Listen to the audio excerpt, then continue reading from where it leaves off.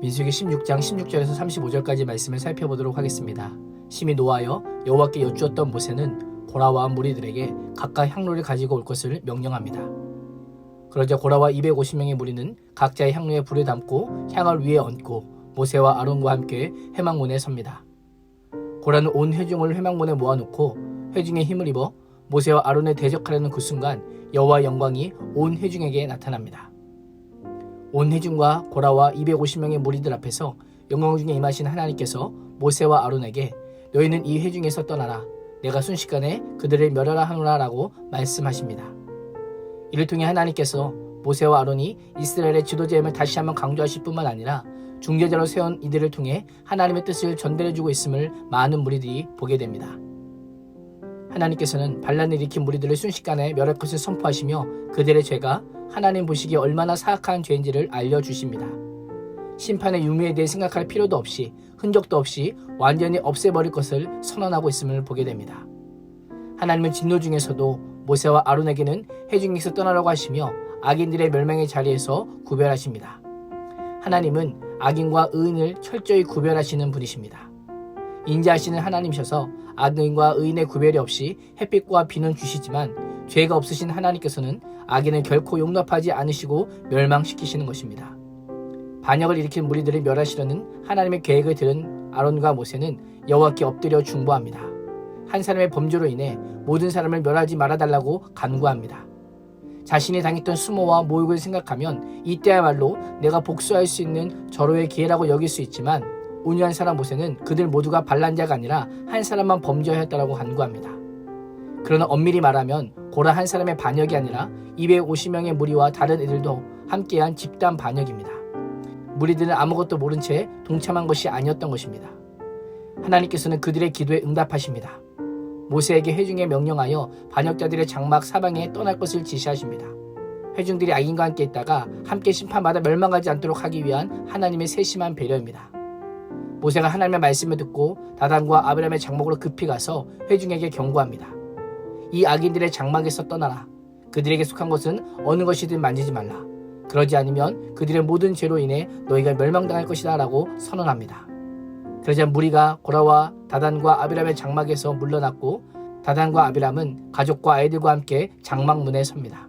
모세는 반역을 일으킨 자들을 향해 자신의 사역을 변호하며 여호와께서 이 모든 일을 하시기 위해 나를 보내신 것이지 내가 스스로 생각하는 것이 아님을 이것을 통해서 너희가 알게 될 것이다 라고 말합니다. 만약 이 사람들이 보통 사람들처럼 죽고 보통 사람들이 겪는 일을 겪게 된다면 여호와께서 나를 보내신 것이 아니다.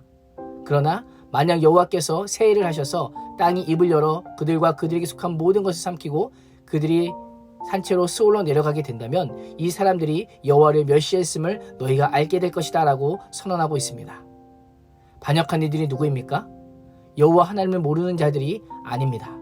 이들도 하나님께서 베푸신 은혜를 충분히 경험한 자들입니다.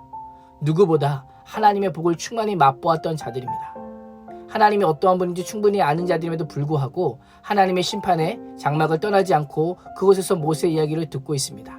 이들의 마음은 여전히 변하지 않은 채 그대로입니다. 모세가 이 모든 말을 마치자마자 하나님의 심판이 즉각적으로 실행됩니다. 모세를 통해 말씀하신 대로 그들이 섰던 땅바닥이 갈라지며 땅이 입을 열어 그들과 그들의 집과 고라에게 속한 모든 사람과 그들의 소유물을 삼켜버렸습니다.